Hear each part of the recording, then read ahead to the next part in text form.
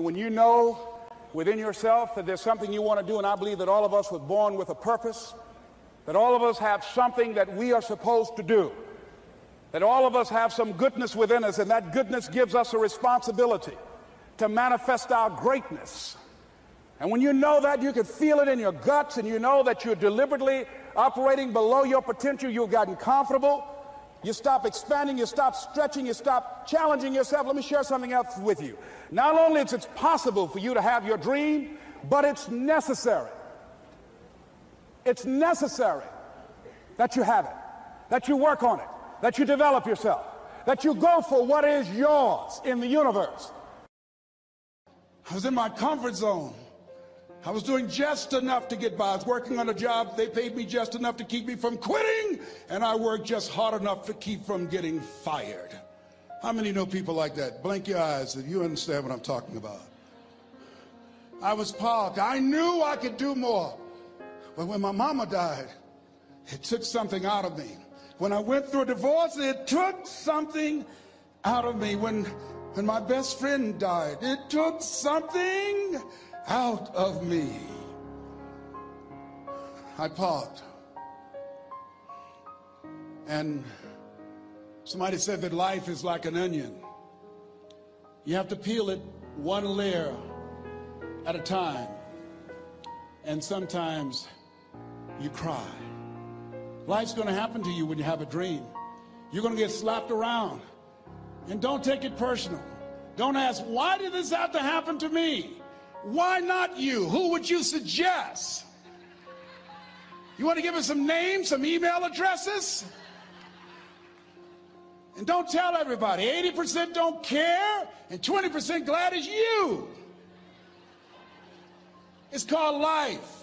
Suck it up and move on. Get over it.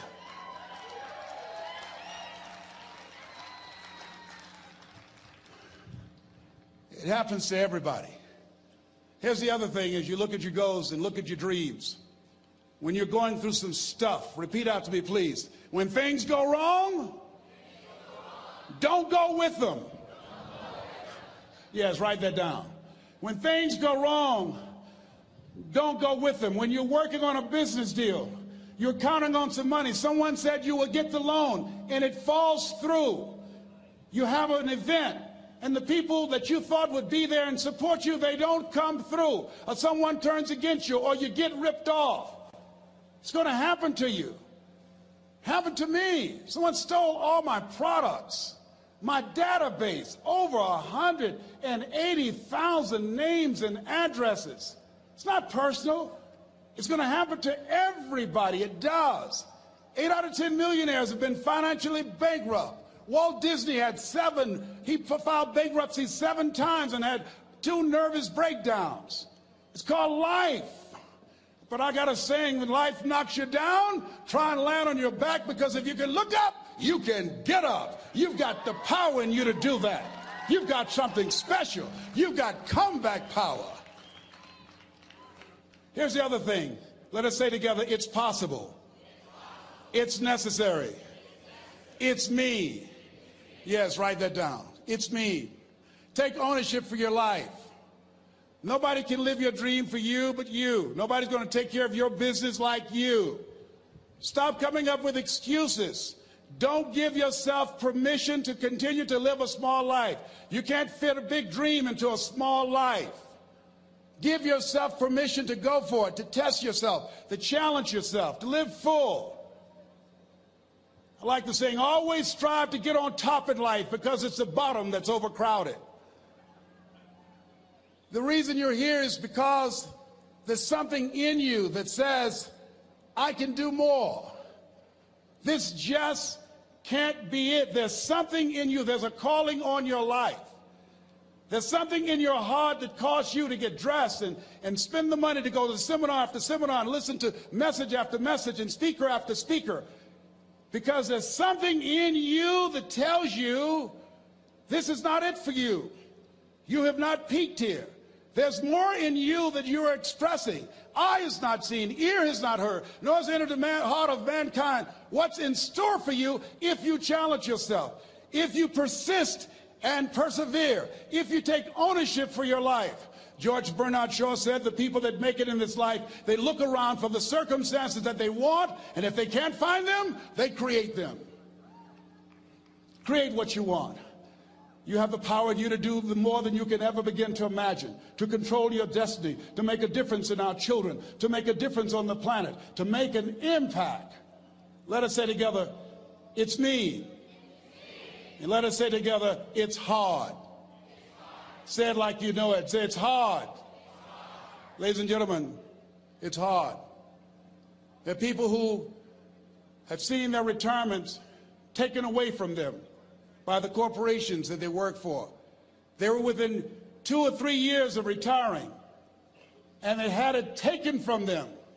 The #1 entrepreneurs in this country now are senior citizens. The #1 employer, #2, McDonald's and Walmart. And there's nothing wrong with those jobs. I guarantee you those people did not have a plan to end up living their lives at the end of life with those types of jobs. And they didn't have a plan like you have, and while you're investing in yourself, not to. And it's hard. There are people making choices between purchasing prescription drugs or paying for gas or a mortgage note. It's hard when you're working on a job for 20 years, 30 years, give them some good years, and then they come in and tell you, we've downsized. In other words, you're fired. And then you have to start all over again. How many of you know it's hard? Raise your hands, please. It's hard. And it's not fair. One of the things I like about T. Harv is he talks about work and investing in yourself. It's not fair when people are going up against that kind of stuff to tell them just think positive and be enthusiastic and everything will work out all right. Ain't that kind of party. It's hard. Life will put some knots on your head. I bought my first home for my mother. I was rushing, didn't know what I was doing, and I bought a home that had a lien against it. And they called me, Mr. Brown, yes, there's a lien against your property. We need $55,000 if you're going to stay there. Wait a minute, sir. I just bought this home. The guy told me there were no liens against it. I'm not the one that owe you the money. You should have checked that out, Mr. Brown. Come on. I called my attorney. We followed up. Yes, Les, there's a lien against the property. But he told me there were no liens. He lied, obviously. Oh, my God.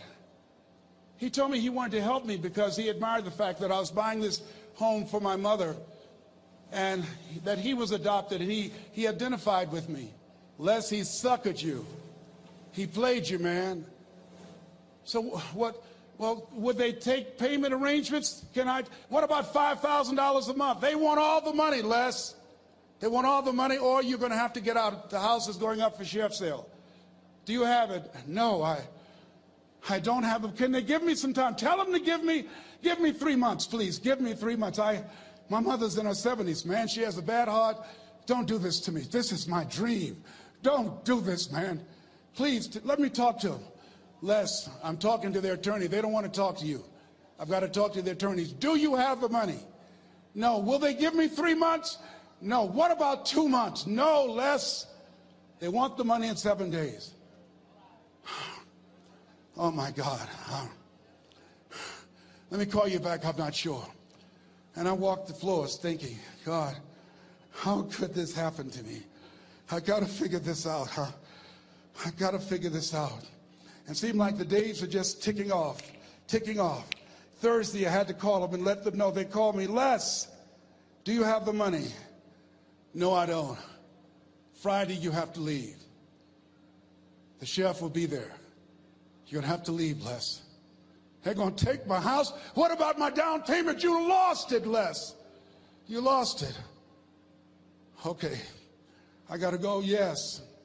I prayed, Lord, please, if you show me that you're real, if you're really real, you think Paul worked for you, you haven't seen anything. Don't let me lose this house and watch what I'll do for you. I was trying to cut a deal. Have you ever tried to cut a deal? It's amazing how spiritual you get when you get in trouble. You know what I mean? When I was diagnosed with prostate cancer, I was going to bed with the Bible and the Holy Quran and Science of Mind and Joel Goldsmith, everything I could find. I was praying to Jesus, Yahweh, Melchizedek, everybody. I was calling on everybody. It's amazing. And here I was walking the floor, 3 o'clock in the morning, and I had to go and wake my mother up. I got on my knees and I said, Mama, I said, I need you to wake up. She said, what's wrong, Leslie? I can hear you walking back and forth. I'm not asleep, son. I said, there's something I need to tell you. She said, your eyes are red. Why are your eyes red? Because I feel so stupid now. Why? We got to move tomorrow. Why, Leslie? There's a lien against the property, and they want $55,000, and I don't have it. And we're going to be set out tomorrow. We have to go back to Liberty City. So she said, it's okay. I don't like this house anyhow. I said, why? She said, because of my arthritic knees, it hurts my knees when I go up the steps. I said, and why didn't you tell me? Because you were so happy. I just said it because you were happy. I'll live in a shack with you, boy. I love you. It's not the house. I love you. I love all my children. I said, thank you, Mama. Thank you. And the next day when we were in the truck going back to Liberty City, and we pulled down 68th Terrace, the neighbors came out and said, wow, Mamie, y'all coming back? Are you back? Yes. What happened to the home your boy bought for you? Those boys you adopted. Leslie didn't do a title search. He made a mistake. And boy, I was so humiliated. How many ever made a mistake that you were just humiliated? Raise your hands. I was devastated. I was taking the furniture off the truck, and my mother came, and I was crying. And she said, boy, I said, yes, ma'am. She said, hold your head up. I said, Mama, I can't. She said, hold your head up. I said, why? Look what I've done. She said, it's okay. It's okay. You are going to make a lot of mistakes in life, young man. You're going to fail your way to success. You have nothing to be ashamed of. Keep your head up and take that furniture back in the house. I said, yes, ma'am. And I learned something from that. If you ever go through something, hold your head up. If you ever make a mistake, hold your head up. If you ever do something that everything goes wrong, life catch you on the blind side, hold your head up. It's not over. Goethe said, that which does not kill you will make you stronger. Hold your head up. Shake someone's hand on your right and left and say, hold your head up.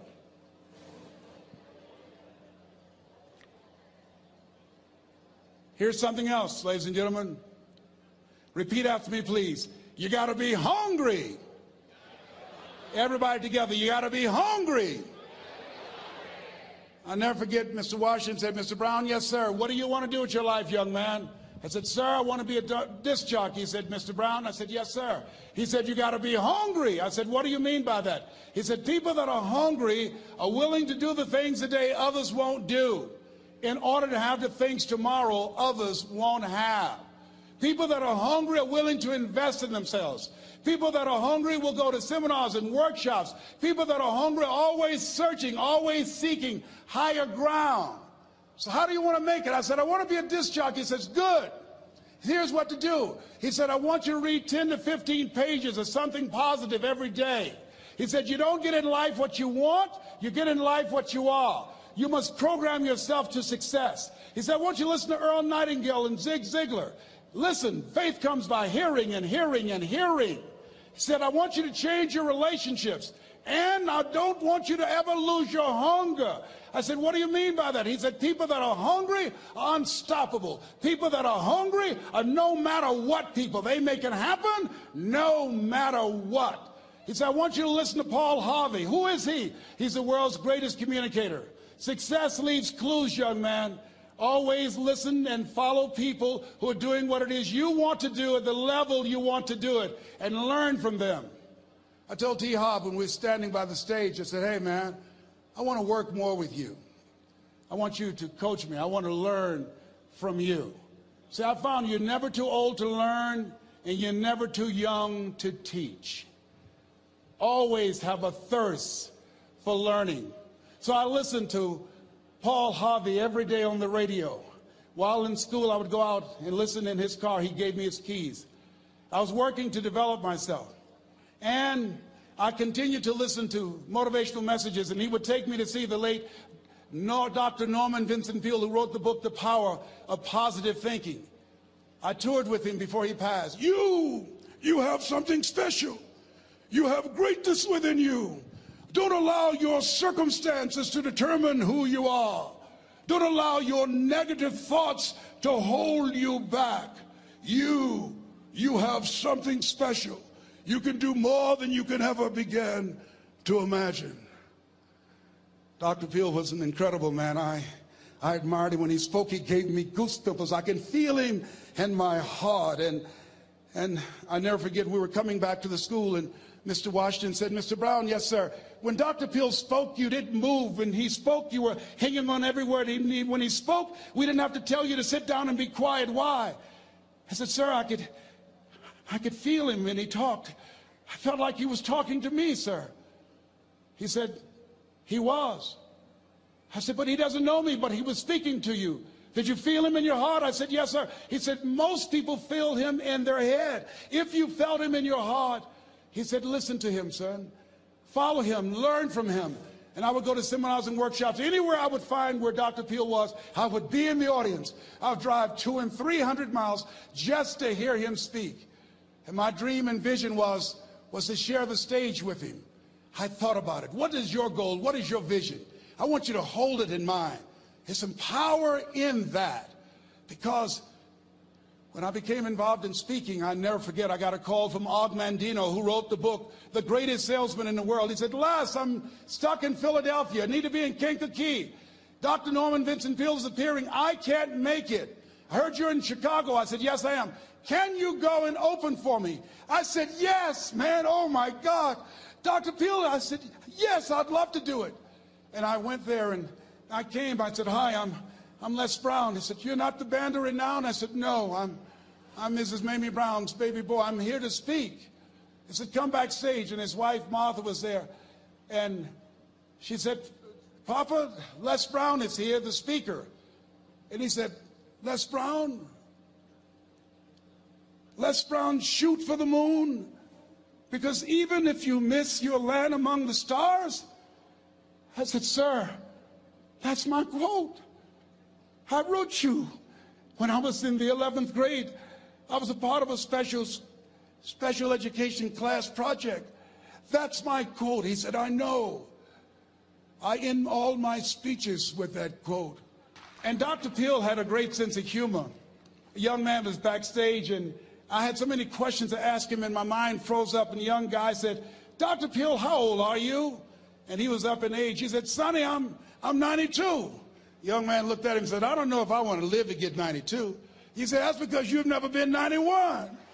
So I did the things that Mr. Washington suggested. I listened to motivational tapes on a regular basis. I would go to seminars and workshops whenever Zig Ziglar and Dr. Dennis Wagley and Jim Rohn would come to town. And I said, sir, what do you want me to do now? He said, Mr. Brown, I've given you everything that I can give you. He said, develop your mind, put your money where your mouth is, continue to learn how to be an effective communicator, because once you open your mouth, you tell the world who you are. And always surround yourself with OQP, only quality people. So I went to apply for a job on Miami Beach. WMBM radio station. Milton Butterball Smith was the program director. Hello, Mr. Butterball. How are you, sir? My name is Les Brown, sir. I'd like to be a disc jockey. He said, young man, you have any journalism in your background? I said, oh, no, sir, I don't. You have any experience in broadcasting? I said, no, sir, but I practice all the time, sir. Let me audition for you, sir. Let me show you how good I am. All I need is a shot, sir. He says, no, we don't have any job for you. How many ever been rejected? Raise your hands, please.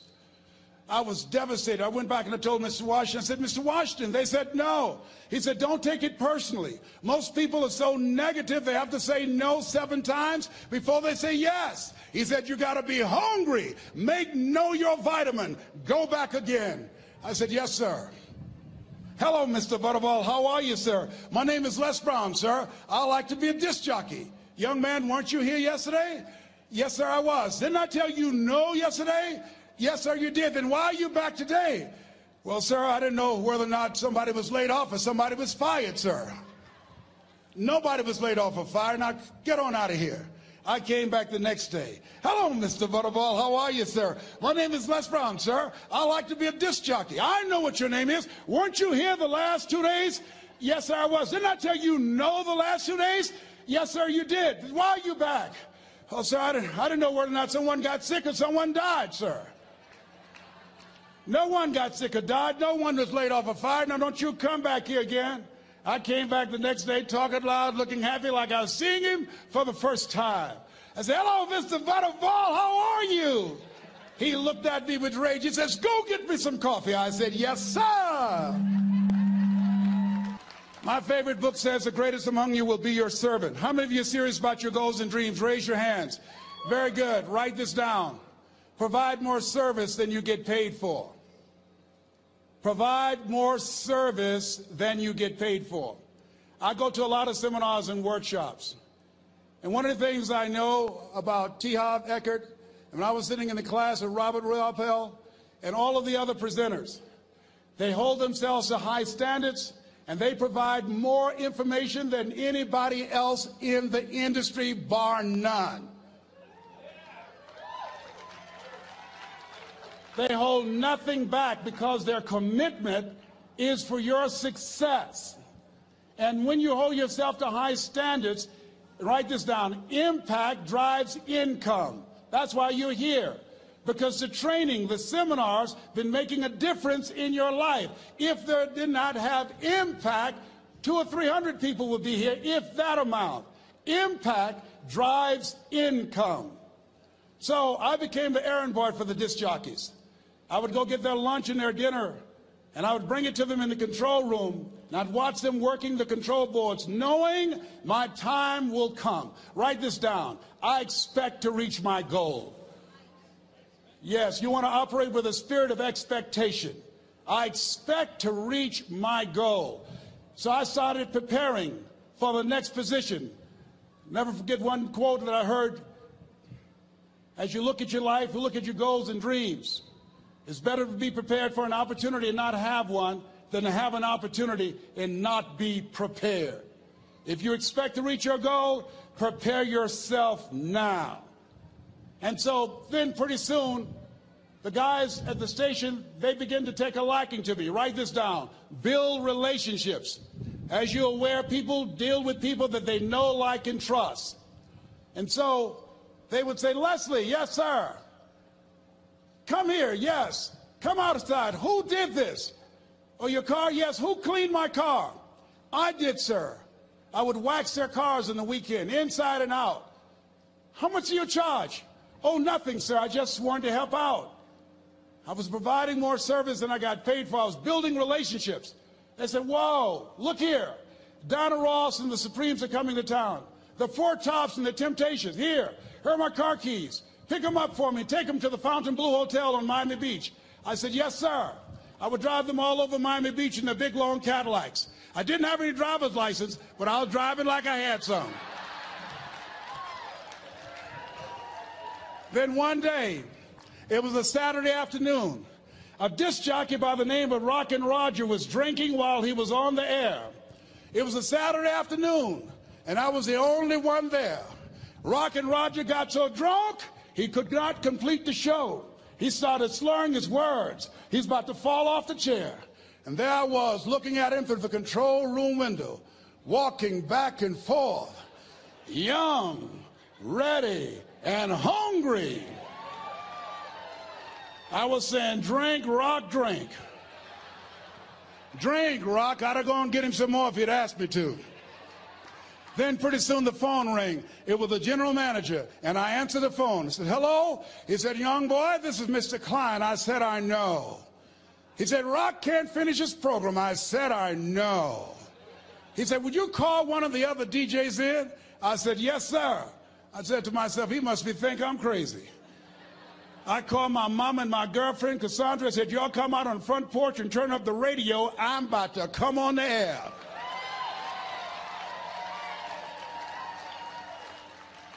I waited for about 20 minutes, and I called him back. I said, Mr. Klein, I can't find nobody.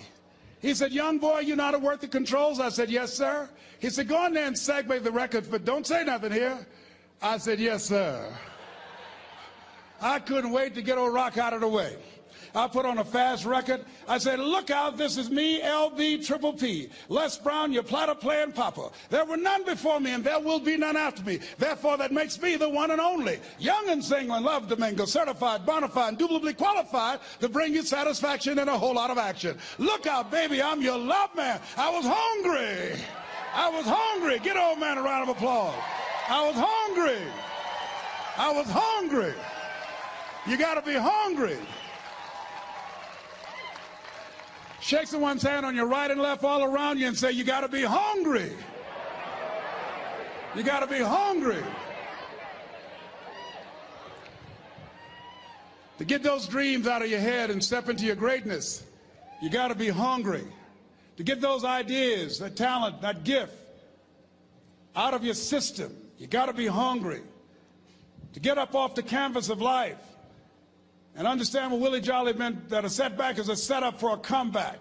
You got to be hungry. People that are hungry are willing to do the things today others won't do in order to have the things tomorrow others won't have. How many of you got value out of what you've heard thus far? Raise your hands, please. Very good. I'd like to leave this with you. I don't know what your goals are. I don't know what you want to do. Here's what I know about you. You have greatness within you. Here's what I know about you. I can help you to live full and to die empty. I can show you what I've learned. If anybody told me that I would be doing what I'm doing now, I leave here today, I go to New Orleans and speak there, then I'll be flown to Barcelona. If anybody told me, given my circumstances, born in an abandoned building on a poor section of Miami, Florida, called Liberty City, both my birth parents stood up and said, hello, son, I would not know either one. Being labeled educable mentally retarded, put back from the 5th grade to the 4th grade, failed again when I was in the 8th grade, no college training. Anybody told me the principles that I would teach you, that they would have the impact that it has had on my life. This Les Brown that you see, I did not know he existed. And I tell you that you have greatness within you. You have the ability to do more than you can ever begin to imagine. Come into the room with me. And I guarantee you your life will never be the same again. I like to leave this with you. I don't know what your goals are. Mine is to find a cure to autism. Mine is to find a cure to breast cancer and to prostate cancer. Mine is to work with our youth and to reduce the recidivism rate in our prisons and help young people learn how to become an asset to our society rather than a liability. Mine is to train speakers to become great communicators, to speak from their heart, not their heads, and teach them how to impact and create a new conversation so people can see the possibilities of life and overcome the possibility blindness that held me hostage for 14 years. I don't know what your goals are, but here's what I know about you, and I don't know you. You've got greatness within you. And I like to leave this with you, something my mother used to love to hear me say. Leslie, yes, ma'am, mama. Say that thing for me, boy, that makes me feel good. I dedicate this to you, to the greatness in you, and to the dream that you showed up on the planet to produce. And it's simply this. If you want a thing bad enough to go out and fight for it, to work day and night for it, to give up your time, your peace, and your sleep for it. If all that you dream and scheme is about it, and life seems useless and worthless without it, and if you gladly sweat for it and fret for it and plan for it, and lose all your terror of the opposition for it, and if you simply go after that thing that you want with all of your capacity, strength and sagacity, faith, hope, and confidence, and stern pertinacity,